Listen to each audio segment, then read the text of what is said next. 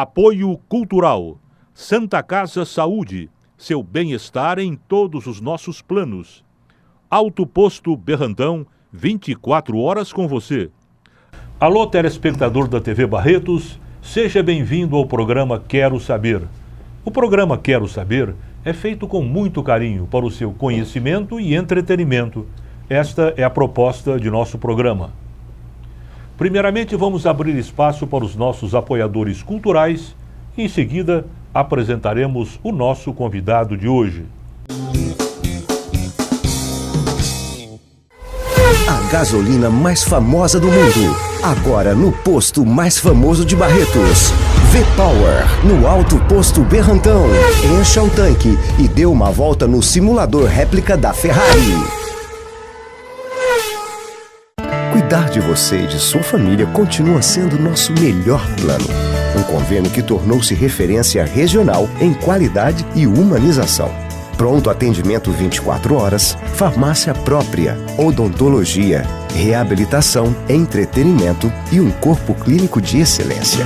Um novo estilo de vida, proteção e tranquilidade a serviço do seu bem-estar. Santa Casa Saúde, seu bem-estar em todos os nossos planos. Hoje nós temos o imenso prazer de trazer ao programa Quero Saber um ex-vereador de 5 legislaturas, se não me engano, não sei se é 5 ou 6, mas se não me falha a memória, são 5 legislaturas. Muito importante isso. Presidente da União dos Vereadores do Estado de São Paulo, enfim, um participante da vida comunitária de Barretos. Eu falo do ex-vereador Sebastião Miziara, que nos dá honra de estar no programa de hoje. Quero Saber. Sebastião, um prazer muito grande recebê-lo no programa, viu? Luiz, o prazer é meu, fico muito feliz de estar aqui. Um abraço aos telespectadores da TV Barretos, uma emissora que se firma como genuinamente barretense, e aqui eu tenho a oportunidade de rever o Jorge, vocês não estão vendo, mas está atrás das câmeras, acompanhou o início, esteve conosco na Câmara Municipal, vibrou, viveu e sentiu as emoções da instalação dessa TV aqui em Barretos. Uma alegria muito grande, e falar ao povo da minha terra e da região é uma satisfação realmente extremamente grande. Satisfação é muito nossa, Sebastião, você que vive a vida da cidade, participa, hoje praticamente reside também em São Paulo, tendo em vista as suas atividades como presidente da União dos Vereadores do Estado de São Paulo, a UVESP. Você também promove congressos sobre acessibilidade em todo o estado de São Paulo. É mais uma atividade sua, atividade importante que você tem, mas todo mundo sabe quem é o Sebastião Miziara publicamente, foi vereador e tal, mas vamos conhecer um pouquinho da sua vida, Sebastião. Honra, é importante, honra, né? Você nasceu em Barretos mesmo. Barretos, Barretos, claro, né? É minha terra e da qual eu faço questão de marcar a presença toda oportunidade que eu tenho. Você nasceu e fez o curso primário aqui também, né? Onde é que você fez o curso? Fiz o curso primário no Fausto Lex. No Fausto Lex? Fiz o colegial, o ginasial antes, no Francisco Barreto. Fiz o colegial no Ateneu e fiz faculdade de pedagogia aqui e faculdade de Direito em Franca. Você fez pedagogia aqui em Barretos? Pedagogia em Barretos. Logo que abriu pedagogia no segundo ano. No Soares, né? Soares de Oliveira, Muito claro. bem. Então você é pedagogo e bacharel em Direito, Pedagogo, bacharel em Direito e jornalista. E jornalista, Jornalista, né? De profissão. Isso é importante, isso é importante. Marca a sua presença na imprensa de Barretos. Bom, e você como jornalista, qual foi a sua primeira atividade em Barretos? Olha, nós fundamos o Diário de Barretos em 1º de abril de 1969. E imediatamente nós fizemos a festa de inauguração, isso eu me lembro com muito carinho, numa tarde do dia 1º de abril de 69, lançamos o primeiro jornal, aí fomos comemorar. Aí o Antônio de Jesus Buch, de saudosa memória, um dos radialistas mais famosos do estado de São Paulo. Não tenha dúvida, eu trabalhei com ele. Ele dizia o seguinte: peraí, não adianta ficar alegre, amanhã tem jornal. Foi o primeiro diário e todos os dias saía, menos às segundas-feiras. Mas antes eu tive o prazer, a satisfação de adquirir uma grande bagagem cultural trabalhando com Rui Menezes. Sim. O decano da imprensa, jornal Correio de Barretos, escrevia coluna para o Rui Menezes. Aliás, Eu me lembro aqui, Luiz, um fato que é interessante. São fatos marcantes na vida da gente. Por exemplo, eu fazia artigo para o Rui e ele anotava os erros e a tinta ele corrigia. E eu via uma série de correções e falei, não dá. Vamos tratar de estudar o português, de aprender um pouco mais, para não passar esse vexame com o Rui Menezes. E isso me levou a estudar cada vez mais. Por isso, esses cursos de pedagogia, o curso de direito que dá uma amplitude muito grande na mente e no conhecimento, haja vista a sua profissão, o seu trabalho, o seu desempenho na advocacia. Então, eu procurei me aprimorar, mas foi no diário, na Rádio Independente, na Rádio Barretos, que eu me firmei como jornalista e como radialista, trabalhando com o Antônio Buch, uma verdadeira escola nesta cidade. Eu lembro, você tinha uma amizade muito grande com o Antônio Buch, né? Vocês dois praticamente eram como irmãos, né? Cosme e Damião, nós fazíamos o papel de uma dupla que ia em busca da notícia. Lógico. Né? E a gente ia realmente em busca da notícia. O repórter Shell, que o Buch fazia na rádio, ele se tornou campeão de audiência, infelizmente, com um fato que entristeceu todo o Brasil, né? Quando 59 alunos se afogaram ali no Rio Turvo, no Rio Turvo. Né, vindo de Rio Preto para o aniversário de Barretos. Ali nós tivemos que enfrentar todos os problemas para fazer a transmissão, a narração de tudo o que estava acontecendo. E, coincidentemente, tinha o Miziara, que era o professor José Felício Miziara, que estava no comando do ônibus, mas com carro atrás. Então, ali é que se destacou o informativo Shell e a dupla Antônio Buch e Sebastião Miziara passou a ser muito respeitada no aspecto de notícias. Vocês chegaram aí no local também ou não? Fomos ao local, lá no Rio Turvo. Lá no Rio Turvo, né? Rio Turvo, transmitindo, gravando por telefone. Aquilo foi um drama que aconteceu na cidade, eu me lembro perfeitamente. Grande, foi uma comoção nacional, inclusive. Eu lembro que depois que aconteceu esse fato desastroso, tantas coisas que surgiram, tantas fantasias que o pessoal inventava desse pessoal que faleceu, né? Um falava que um apareceu não sei aonde, o outro não sei. Era uma coisa louca. E a gente era menino, né? E ficava até preocupado com a situação. Será que vai aparecer alguém? Uma coisa fantástica, né, que aconteceu na época. Outra coisa, você falou trabalhando com o Rui Menezes, você precisou se culturar mais praticamente. Rui Menezes era uma figura extraordinária. Eu me lembro com muito carinho dele. Todos os dias eu vi o Rui. Fui colega de vereança, como você foi também, né? Uma pessoa extraordinária que marcou... Insubstituível. Eu também acho. Marcou época insubstituível mesmo, né? Aliás, era a grande referência que nós tínhamos nos congressos municipalistas, né? O Rui cuidava de fazer o jornal de todo dia, que na verdade não era um jornal, era um folhetim. Mais tarde eu vinha fazer o jornal, mas jornal em gráfica. Todo dia baseado no exemplo do Rui Menezes. Você trabalhou muitos anos também no Jornal Diário como colunista social. Foi uma época... Começamos como colunista. Eu fazia uma reportagem, notícias diárias, eu cuidava da região. Então nós passamos a fazer a divulgação da região com o objetivo de integrar o Vale do Rio Grande. Foi quando, por sugestão do Monteiro Filho, que é outra referência nacional não tenho dúvida, que nós temos em Barretos, criou-se a ANVARIG, Associação dos Municípios do Vale do Rio Grande, que foi fundado na casa da Dona Inês, ali na Rua 30, que hoje é do Monteiro Neto, que cede para o Hospital do Câncer. Ali se criou a Associação dos Municípios do Vale do Rio Grande, a ANVARIG. E nós íamos todo dia. Eu sou testemunha viva da inauguração da Faculdade de Ciências e Letras de Bebedouro. Eu tenho a minha marca, o jornal O Diário, na Pedra Fundamental. Lá em Bebedouro. Eu acompanhei ao vivo a canalização do córrego de Olímpia, na administração Wilken Manuel Neves. Acompanhei todo o trabalho do Valdemar Chubassi para termos a usina de Volta Redonda. Enfim, o Diário me fez viver momentos históricos e realmente marcantes na vida de Barretos. Teve alguma reportagem dessas que você fazia no Jornal Diário que te emocionou bastante? Uma reportagem importante que marcou a sua presença no Jornal Diário? Eu vou te citar no rádio. O Antônio Buch, ele, repito aqui, ele era paquerado pela antiga Rádio Tupi, Rádio Bandeirantes. Ele nunca quis sair de Barretos por conta da mãe dele. Ele era filho único e a filha Cida e ele filho único. E ele nunca quis sair de Barretos. Mas ele tinha um pequeno problema, ele não podia ver sangue, que ele sentia mal. Ou cheiro de éter, ele sentia mal. Barretos teve grandes profissionais na medicina. Seu pai foi um, Dr. Lutfala Miziara. Nós tivemos aqui o Erdonvei Batista, tivemos o Orlando Dr. Paraçu, Nassef, Dr. Paraçu. o Luiz Espina, Paraçu, profissionais de destaque. Muito antes de se falar em cirurgia cardíaca, na Santa Casa, o Dr. Batista recebeu um funcionário do frigorífico Ângulo que, numa briga, levou uma chave de fenda no coração. Dr. Batista foi operar. Eu e o Buc fomos lá. O Buc não aguentou o cheiro de éter, desmaiou. Eu fui para dentro da sala de cirurgia. Não se falava em transplante de coração, não se falava em cirurgia cardíaca. Dr. Batista deu os pontos de acordo com o batimento do coração. Uma figura excepcional, um médico da maior qualidade.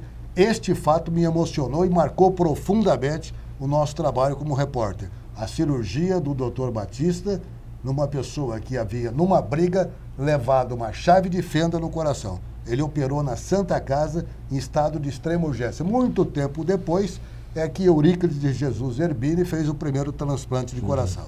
Até então, Dr. Batista, cirurgia, anestesista e o repórter acompanhando. Ué, essa reportagem não ficou nacional, uma reportagem a nível nacional ou não? Ô Luiz, eu tenho impressão que sim, eu tenho impressão que aqui tinha um correspondente do jornal Estado de São Paulo, da Folha. Eu acho que isso aí está nos anais. Se não de jornal, pelo menos de rádio. Vamos falar um pouquinho sobre a sua vida de colunista no jornal, colunista social no Jornal Diário. Você participou e apresentou e promoveu também a rainha da festa do peão de boiadeiro muito tempo, né, Sebastião? Ela nasceu de uma reunião minha, do Monteiro e do Daniel Bampa Neto. A escolha da rainha da festa era feita pelos independentes de uma forma assim muito petit comité. Intimamente, os independentes eles escolhiam a rainha, né? Escolhiam a rainha.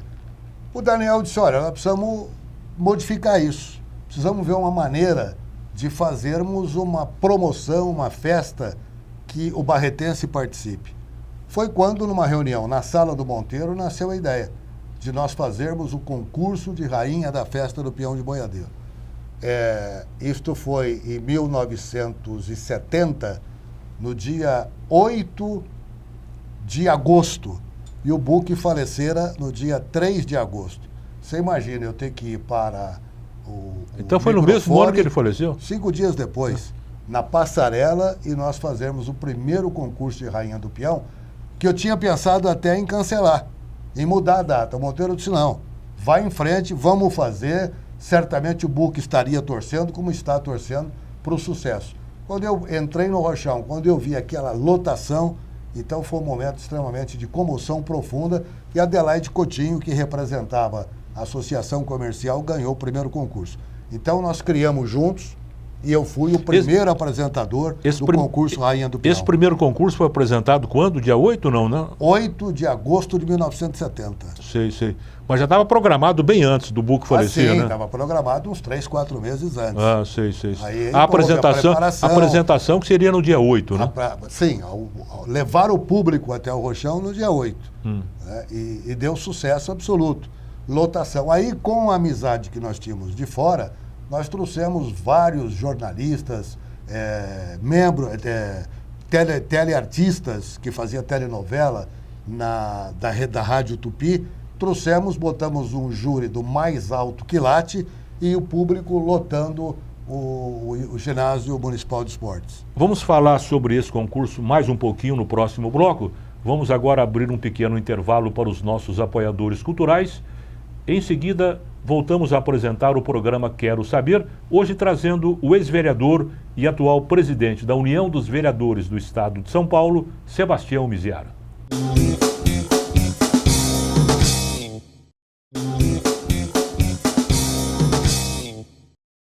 Voltamos a apresentar o programa Quero Saber, hoje trazendo Sebastião Miziara, ex-vereador por 5 legislaturas em Barretos, ex-candidato a deputado estadual e atual presidente da União dos Vereadores do Estado de São Paulo, a UVESP. No bloco anterior estávamos falando sobre os concursos para a Rainha da Festa do Pinhão de Boiadeiro. Quantos concursos você organizou e apresentou, participou? 70 o concurso de Rainha da Festa, 71 Rainha da Festa, 72 Rainha da Festa e Miss Barretos, aí eu parei. Depois, 74 em diante, foi conduzido pelos próprios independentes. Porque é o seguinte, Luiz, todo evento que você depende de público, ele tem o tempo de início e de maturação e de fim. No terceiro evento, eu já precisei usar do sistema de palmômetro para contagem de pontos, porque era uma maneira de arrastar público para o rochão. Então, o palmômetro era ponto, né? Era medido o volume de palmas, contava ponto para uma determinada candidata. Então, nós fizemos 3 concursos, né? E estes concursos, nós fomos pessoalmente com rainha, princesas, diretores dos independentes, a todos os programas de televisão em São Paulo, de auditório. Porque na época você precisava injetar divulgação para que a festa ganhasse público. Hoje não. Hoje ela se realiza sozinha, hoje ela é reconhecida internacionalmente, pouca divulgação é necessária porque ela por si só se divulga. Nessa época nós fomos ao Chacrinha, nós fomos aos programas da Tupi, Bolinha, Barros de Alencar, todos os programas de auditório, nós fomos com a rainha e princesas da festa para a divulgação desse nosso evento. Eu acho que até hoje a rainha também viaja, né? A rainha da Festa do Peão viaja para divulgar a festa, que né? Hoje eles fazem o lançamento em São Paulo, né? Sim. Aí a mídia vai e divulga a festa. A festa, em verdade, ela é aguardada a todo momento. É lógico, né? lógico. Quem sai do último dia de agosto da festa já vai pensando na volta, já agenda para voltar aqui em agosto. A festa hoje em dia é monstruosa, né? Ela é uma internacional. É uma a gente vai em outras cidades, você vê as pessoas... Esse ano eu vou na Festa do Peão, esse ano eu vou... Então, ela por si só já é uma propaganda muito grande, Não né? tem a menor dúvida. Então, todos esses eventos... E depois eu fiz outros eventos no Grêmio, né? Então, como colunista social, o que é que você fez a mais? Mas foram vários eventos. Eu trouxe para cá a Costa Cruzeiro para fazer uma espécie de festa a bordo para que os associados do Grêmio conhecessem o que era um cruzeiro. Trouxemos aqui a Florianópolis, né, que era Bela e Santa Catarina, que eles faziam divulgação do seu estado pelo Brasil todo. Criamos evento trazendo aqui toda a diretoria do Ilha Porchat, a Ilô Pinheiro no auge da presença dela. Eu fiz um evento quando o Chiquito Costa era presidente do Sindicato Rural, coube a mim e ao Ambrósio Alves de Souza, um grande amigo, fazer a realização dos shows na exposição de gado. Então, durante o dia era negócios, exibição de gado, venda e compra, e à noite show. Numa só noite nós trouxemos, no auge deles, Valdir Soriano para cantar lá no recinto e Martinho da Vila para cantar no Grêmio. Nos dois, quem não tinha entrado até meia hora depois não entrava mais. Super lotado. Foram grandes eventos que nós fizemos aqui. Por isso que eu digo, Luiz, quando falam que há eventos que não vai público, eu não posso dizer isso de Barretos. Não existe um evento que eu tenha feito ao longo do meu trabalho aqui de jornalista que não tenha dado público recorde. A começar a Festa do Peão, Miss Barretos, esses eventos da exposição de gado, o Chiquito era presidente do Grêmio e presidente do Sindicato Rural, o que facilitava a interação dos dois clubes no evento. Então vinha pessoas de toda a região.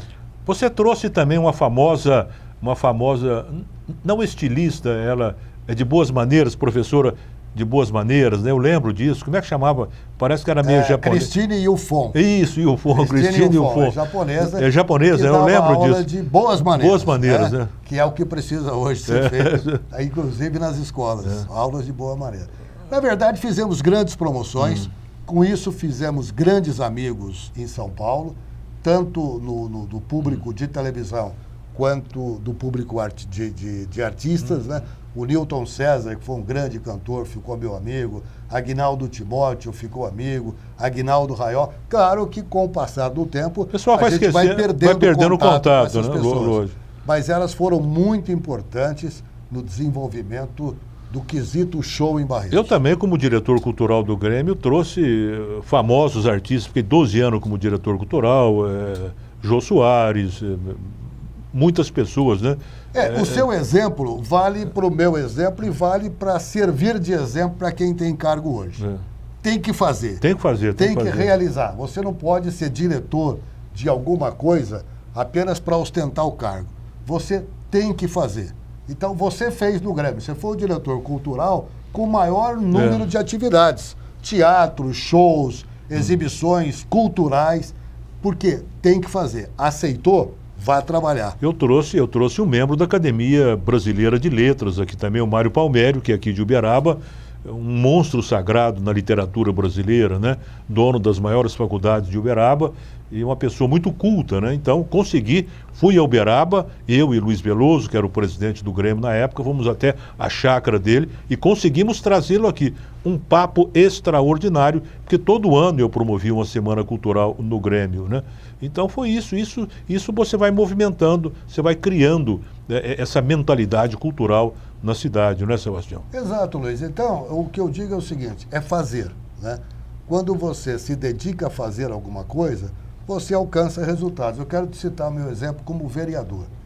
Na época em que o Monteiro se filiou à Arena para ser candidato a prefeito, ele me convidou para ser candidato a vereador. Foi a primeira candidatura sua na época? 72. Primeira candidatura.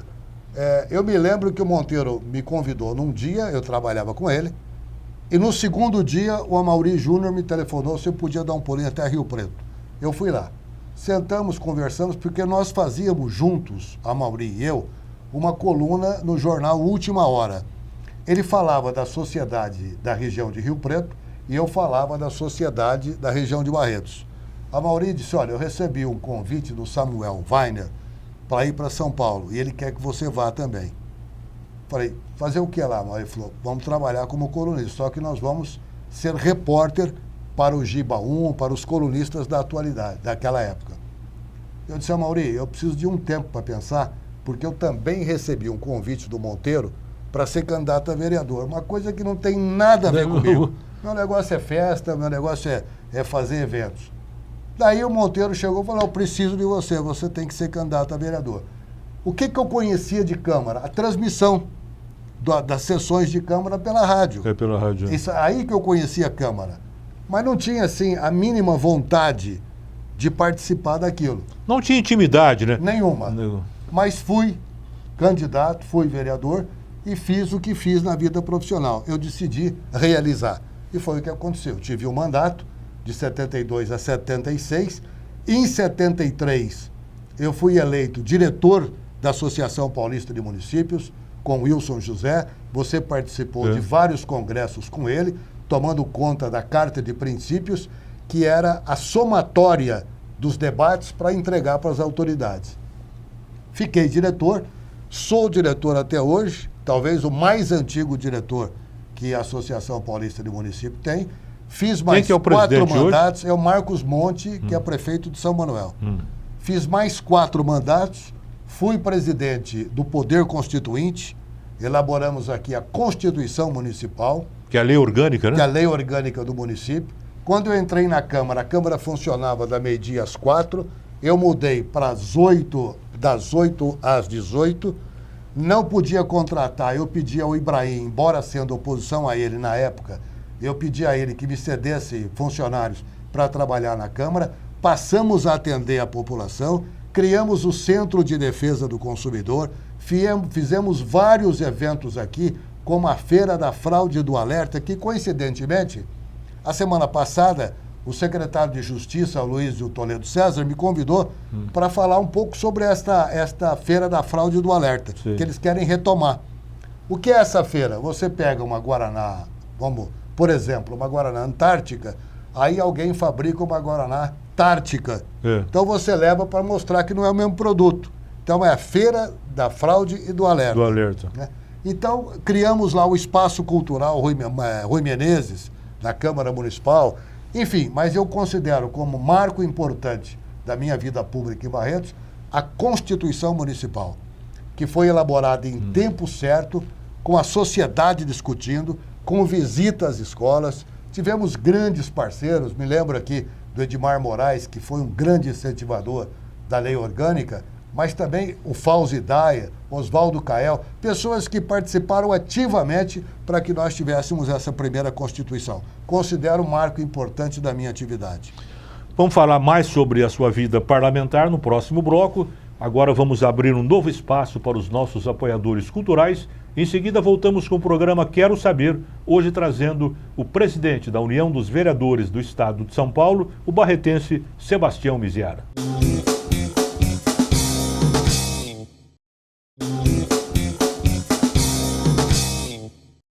Voltamos a apresentar o programa Quero Saber, hoje trazendo o ex-vereador e presidente da União dos Vereadores do Estado de São Paulo, Sebastião Miziara, que vem ao programa Quero Saber contar toda a sua vida parlamentar, toda a sua atividade como jornalista. Você ficou por 5 legislaturas, né, Sebastião? 24 anos. 24 anos. Seria o campeão em Barretos? Não tem mais gente com... Não, hoje tem. Na época era o campeão. Era o campeão. Né? E eu me lembro aqui, Luiz, é sempre bom dizer isso, que eu poderia ter me aposentado como vereador. Só que como presidente da Câmara, eu cancelei o convênio com o IPESP, que foi ratificado pelo Chico Andrade e pelo Zecão Faleiros. Quer dizer, eu mesmo prejudiquei a minha possível aposentadoria. Eu entendia que o serviço público, você trabalha para a polis, você trabalha para a política e para a sociedade. Não tinha como fazer daquilo um meio de aposentadoria. Como é que você vê a política na sua época, como vereador em Barretos? Você trabalhou junto com o Ibrahim Martins da Silva, que foi um grande homem, um grande prefeito, Ari Ribeiro de Mendonça também, Monteiro Filho, que poderia ter sido prefeito de Barretos, uma figura extraordinária, que Barretos deve muito, tem uma rede de televisão católica no Brasil. Como é que você vê a política daquela época com a política de hoje?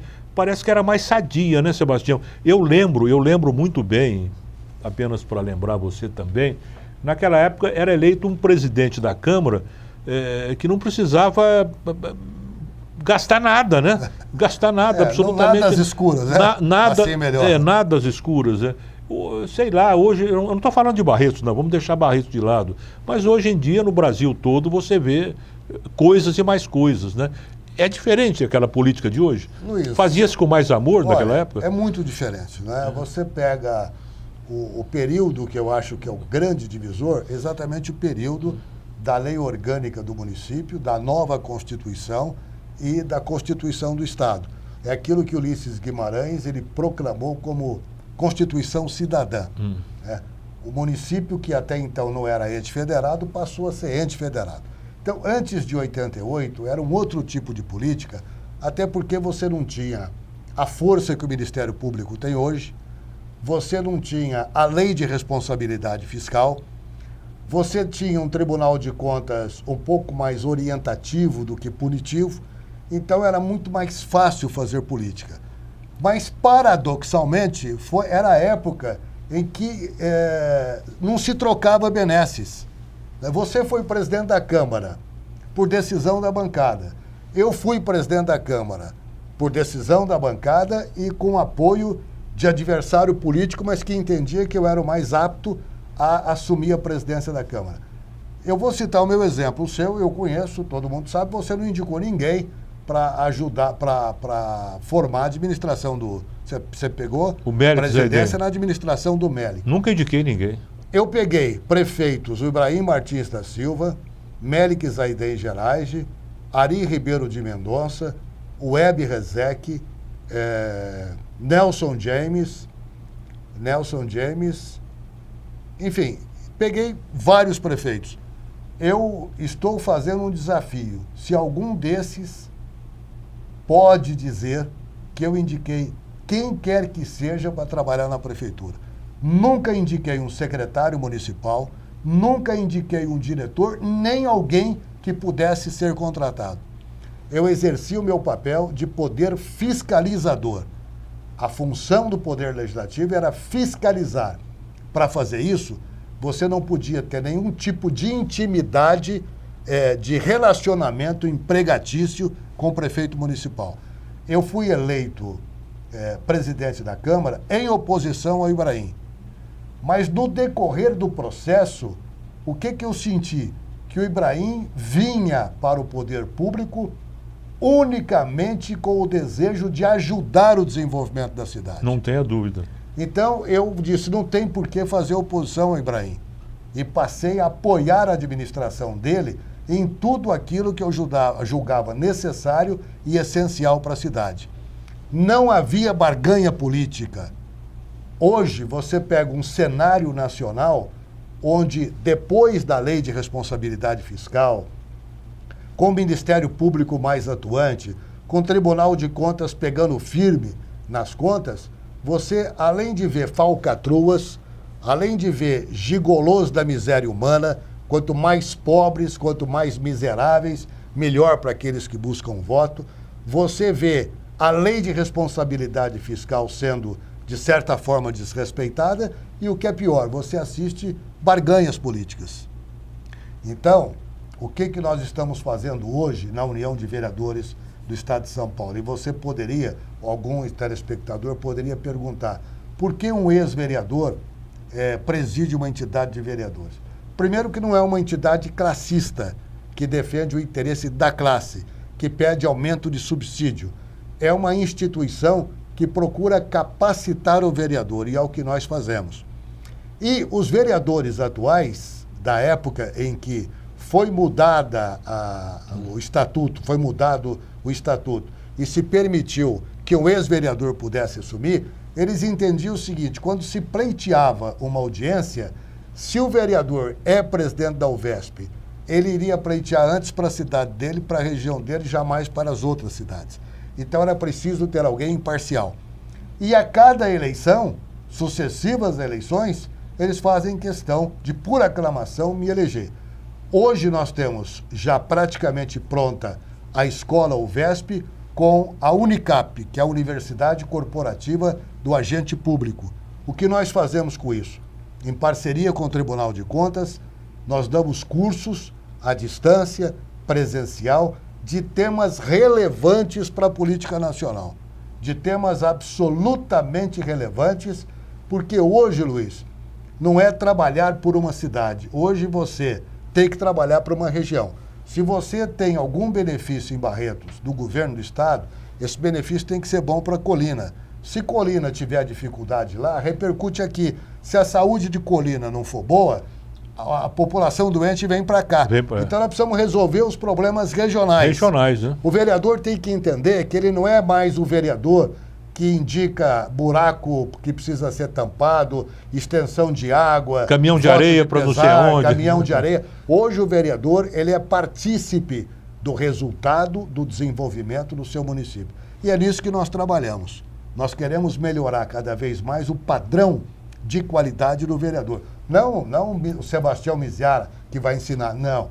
Nós temos reunidos grandes especialistas, a começar por Ives Ganda Martins, que é o professor da UVESP, que jamais deixou de atender um convite nosso.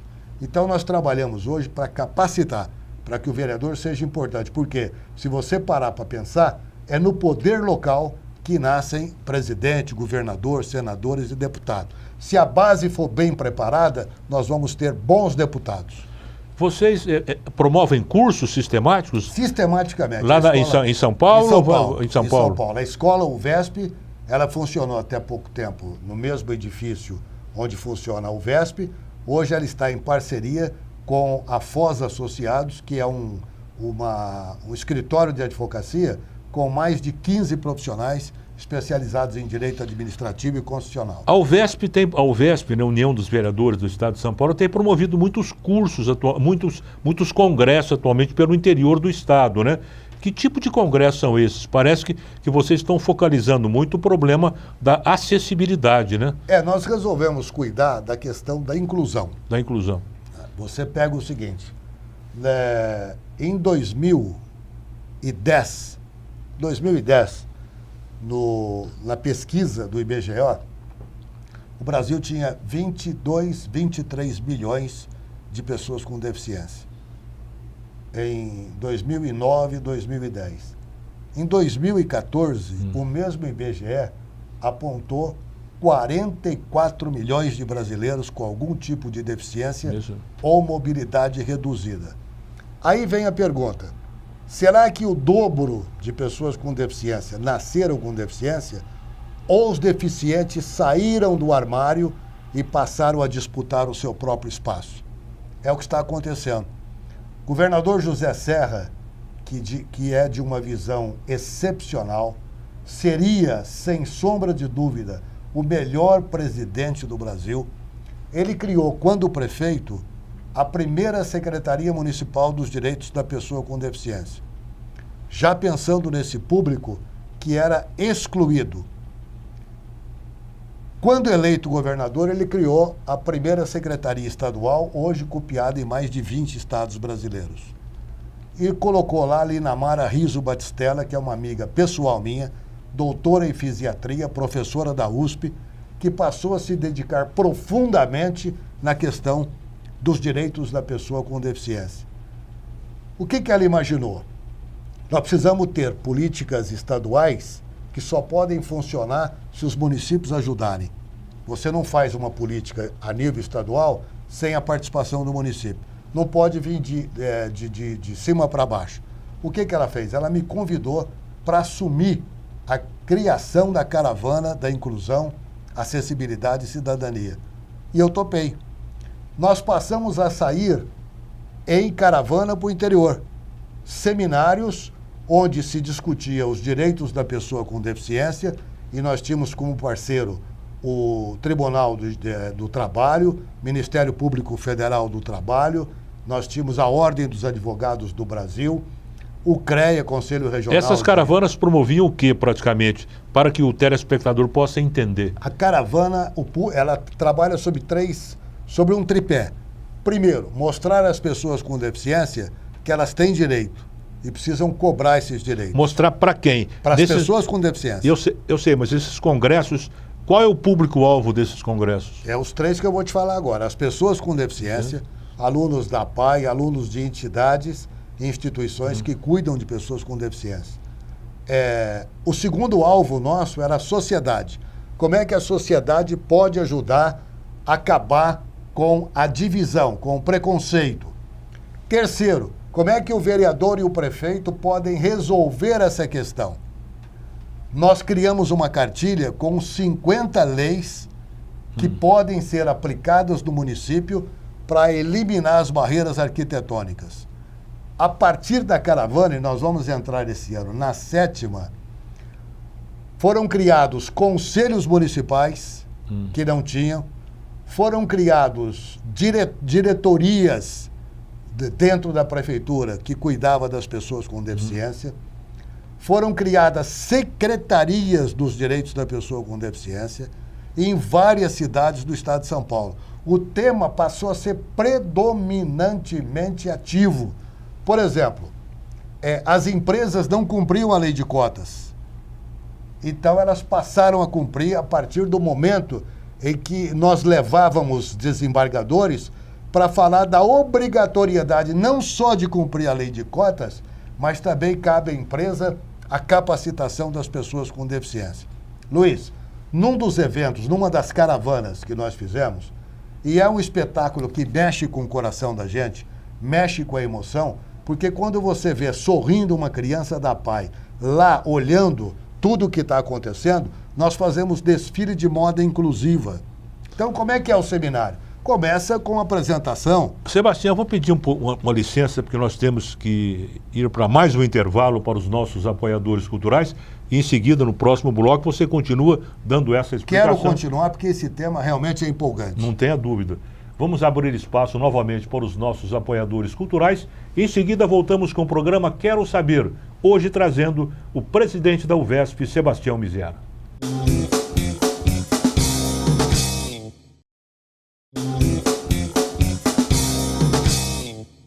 Voltamos a apresentar o programa Quero Saber, hoje trazendo Sebastião Miziara, presidente da UVESP. Sebastião, você estava empolgado no bloco passado, falando sobre esses congressos que vocês promovem sobre inclusão, sobre acessibilidade. Você estava falando sobre o público-alvo, como é que a UVESP leva esses pensamentos, essa ideologia a todo esse público? Luiz, com a caravana, nós passamos a ter, inclusive, fabricantes de roupas especiais para as pessoas com deficiência. Como é que nós abrimos o seminário? Nós abrimos o seminário com um desfile de moda inclusiva. Aproveitamos os alunos da PAI da cidade que usam as roupas e desfilam. Sem comercial nenhum para a empresa, mas para mostrar que as pessoas com deficiência também podem escolher a sua roupa, podem fazer o seu próprio traje. Depois, exibição de pessoas com deficiência, de espetáculos formados na própria cidade. Então, quando a gente vê o envolvimento de professoras, de educadores, de psicólogos, das autoridades, a gente sente que esse tema está cada vez mais dominando o Brasil. Eu tive, o ano passado, um convite do governador Beto Richa para ir ao Paraná e fui para conversar com a esposa dele para a gente orientar como é que ele poderia fazer isso no Paraná. O Rio de Janeiro já está copiando o modelo. Minas já copiou o modelo. Nós percorremos já 70 regiões, 70 municípios que compõem regiões administrativas. Vamos agora, esse ano, como é um ano eleitoral, nós vamos fazer mais 8 caravanas. Até o ano passado, fizemos 14 caravanas. E, Luiz, o que a gente aprende? Como é que a sociedade pode participar? Falamos das pessoas com deficiência. Elas têm conhecimento do seu direito. Hoje, nós temos o Estatuto da Pessoa com Deficiência. Hoje, você não pode mais brincar. Né? É lei e é punido se não fizer o que tem que ser feito no modelo inclusivo. A escola, antigamente, Luiz, era excluída, Jorge. Não havia, o aluno, ou a pessoa com deficiência, não ficava na mesma escola, na mesma sala de aula. Tinha professor que achava que a falta de audição era doença, era tratado como doença. Através de uma pesquisa. Mas os professores também naquela época não eram preparados para isso. Não eram preparados. Não é culpa dos professores, hoje, eles não eram preparados para isso. Nenhuma, hoje já se prepara. Hoje já se prepara. Mais ou menos ainda, porque você precisa muito mais. E os alunos que estudam na mesma classe, os excluídos com os incluídos, ou seja, quem tem deficiência e quem não tem deficiência, o aproveitamento da pessoa com deficiência é muito maior. Mas a sociedade, onde é que a gente vê que a sociedade está um pouco alheia ao problema? Quando você vê, por exemplo, eu vejo aqui no supermercado Savenhago, por exemplo, as pessoas usarem a faixa reservada para a pessoa com deficiência e coloca seu carro ali. Isso que eu gostaria de falar para você, eu ia abordar logo em seguida. As pessoas não estão respeitando as vagas para deficientes. Pois é, mas o que tem feito as pessoas lá em São Paulo, em cidades que nós já fizemos seminário e já recebemos... E nem vaga para idoso também, não respeitam nada. Não respeitam nada. O que a gente vê? Pessoas com deficiência, pessoas que não têm deficiência, que bate no vidro, colocam um papel lá, ou bate, se tiver alguém, coloca o papel. Esse lugar é reservado para pessoa com deficiência. Crie vergonha na cara e saia desse lugar. A sociedade está fazendo isso. Ou seja, mas o duro é que você muitas vezes não sabe se a pessoa é deficiente ou não, né? Você vê pelo carro. O carro para pessoa com deficiência é um carro adaptado. Então você vai perceber ali. Agora, do idoso nem se fala. Ninguém respeita a faixa do idoso. Luiz, porque eu falo que às vezes as pessoas não sabem, porque certa ocasião eu estava na fila de um banco, né? E um jovem entrou ele pegou o papelzinho para idoso, aquele papelzinho preferencial, né? Eu falei, mas como? O cara é jovem, como é que está aí? Mas depois eu percebi que ele era mudo. Entendeu? Então, muitas vezes você não sabe se a pessoa tem deficiência ou não. Ele é considerado deficiente. Ele é considerado deficiente. Então, ele pode receber o papelzinho de preferencial. Ô, Luiz, é complicado isso também. Tem complicadíssimo, mas é um trabalho de fôlego. De fôlego, né? Você tem que estar vigilante e atento todos os dias. Eu tenho vereadores que me informaram o seguinte, que foi solicitado, através da nossa cartilha, um projeto de lei reservando espaços em eventos públicos para pessoas com deficiência. O prefeito vetou. Quer dizer, o que tem na cabeça esse prefeito? Ele vetou.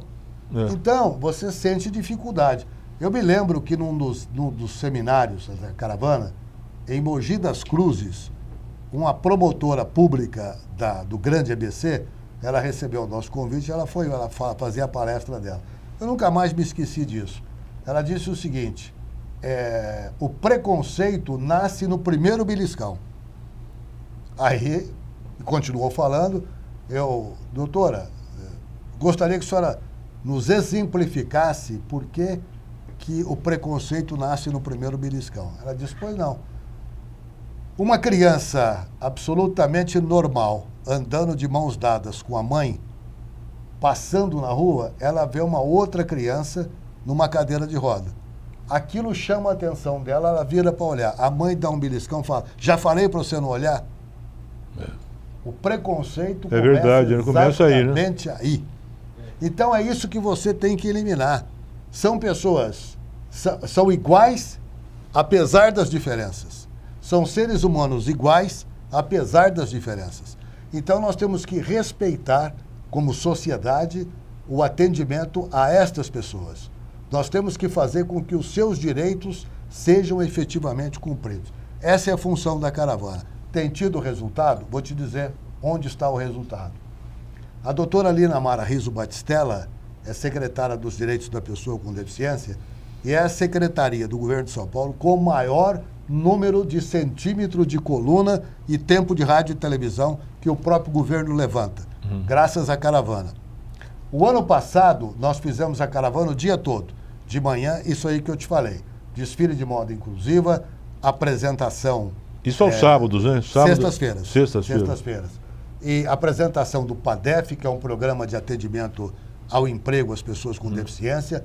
A diretora do PADEP vai 2 dias antes na cidade que nós vamos e começa a coletar vaga nas empresas. As vagas são preenchidas, carteira profissional emitida no próprio seminário.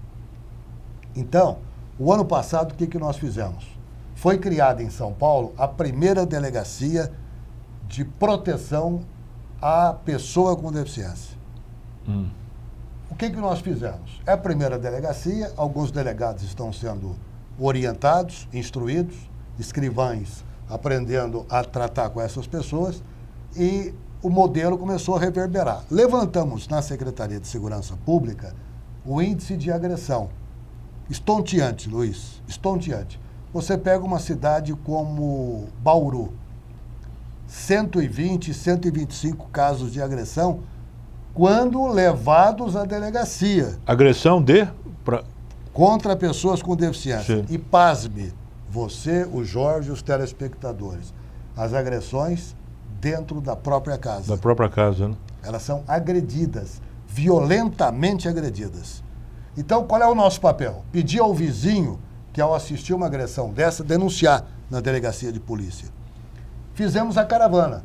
Essa caravana ganhou público, ganhou parceiros na educação, na saúde, no conselho de fisioterapeutas, no conselho de psicologia. Ganhamos adesão em todo lugar e a doutora Lina Mara recebeu o prêmio Mário Covas, que é o melhor projeto, o mais criativo projeto com menos recurso financeiro.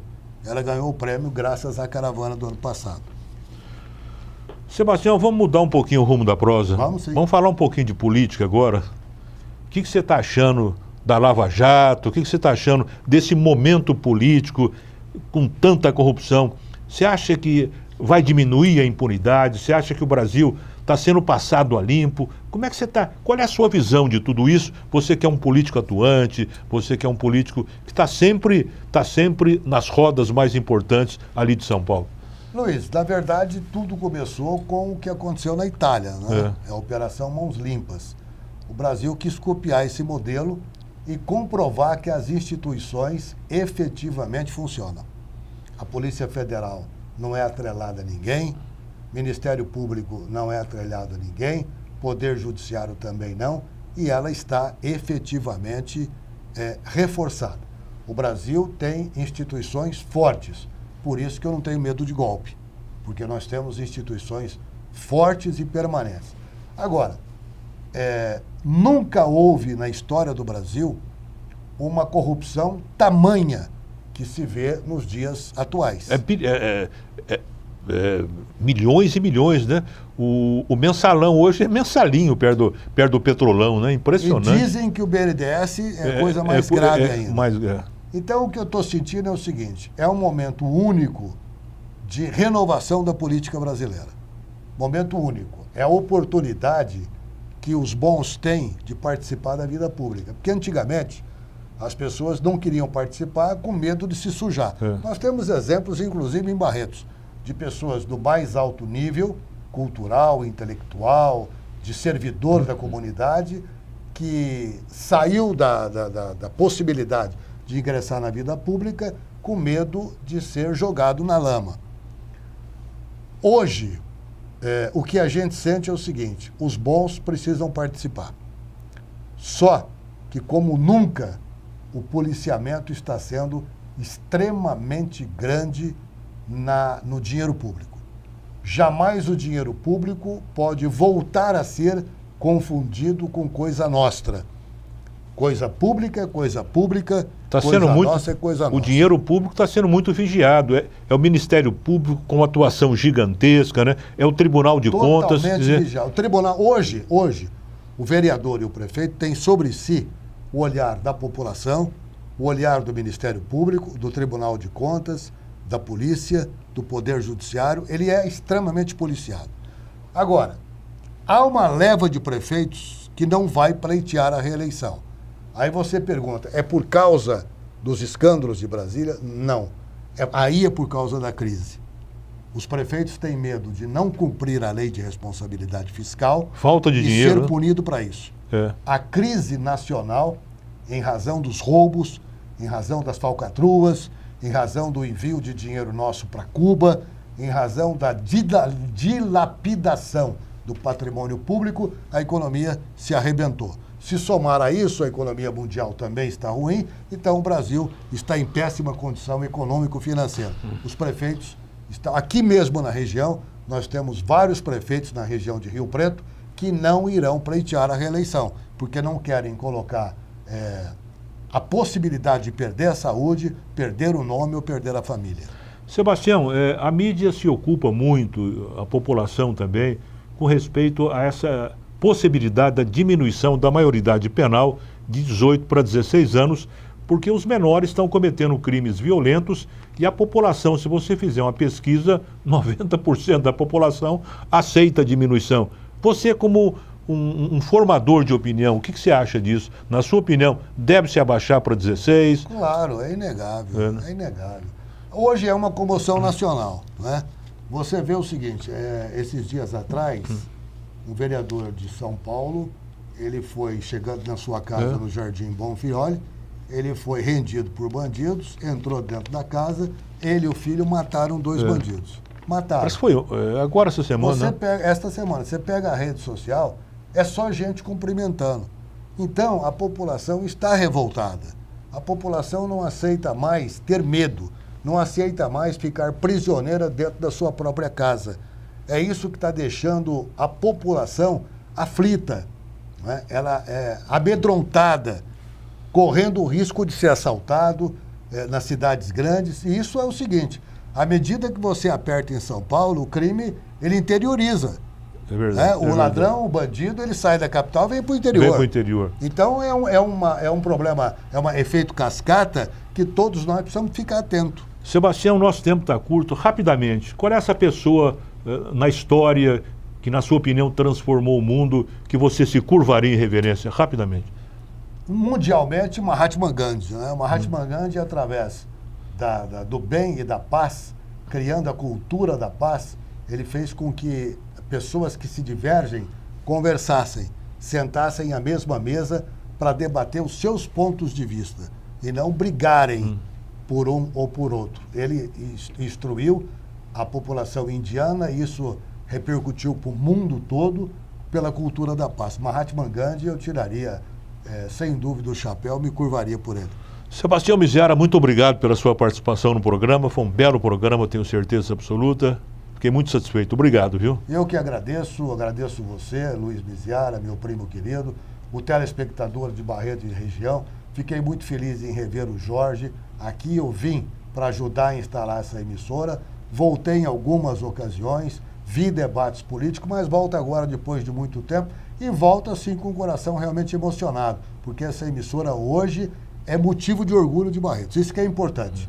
Nós temos vários motivos de orgulho. Isso. temos a Festa do Peão, o Hospital do Câncer, mas temos também a nossa TV aberta. Muito obrigado a todos. Muito obrigado por isso, Sebastião. E vamos, finalmente, todo final de programa, nós sempre declamamos uma poesia e hoje chama O Moço, de Moacir José Sacramento. Não me perguntem quantos anos tenho, e sim quantas cartas de amor mandei e recebi. Se mais jovem, se mais velho, o que importa? Que importa se ainda sou um fervilhar de sonhos, se não carrego o fardo da esperança morta? Não me perguntem quantos anos tenho, perguntem sim quantos beijos troquei, beijos de amor. Se a juventude em mim ainda é festa, se aproveito de tudo a cada instante, e se bebo da taça gota a gota, ora, então, pouco se me dá, que gota resta. Não me perguntem quantos anos tenho, mas queiram saber de mim se criei filhos, queiram saber de mim que obras fiz, queiram saber de mim que amigos tenho, e se alguém pude eu tornar feliz. Não me perguntem quantos anos tenho, queiram saber de mim que livros li, queiram saber de mim por onde andei, queiram saber de mim quantas histórias, quantos versos ouvi, quantos cantei. E assim, somente assim, todos vocês, todos, por mais brancos que estejam meus cabelos, por mais rugas que vejo em meu rosto, terão vontade de me chamar o moço. E ao me verem passar aqui e ali, não saberão ao certo a minha idade, mas saberão por certo que eu vivi. Sebastião Miziara, muito obrigado mais uma vez pela sua presença no programa. Muito obrigado ao telespectador da TV Barretos e até o próximo programa, se Deus quiser. Apoio Cultural. Santa Casa Saúde. Seu bem-estar em todos os nossos planos. Alto Posto Berrandão, 24 horas com você.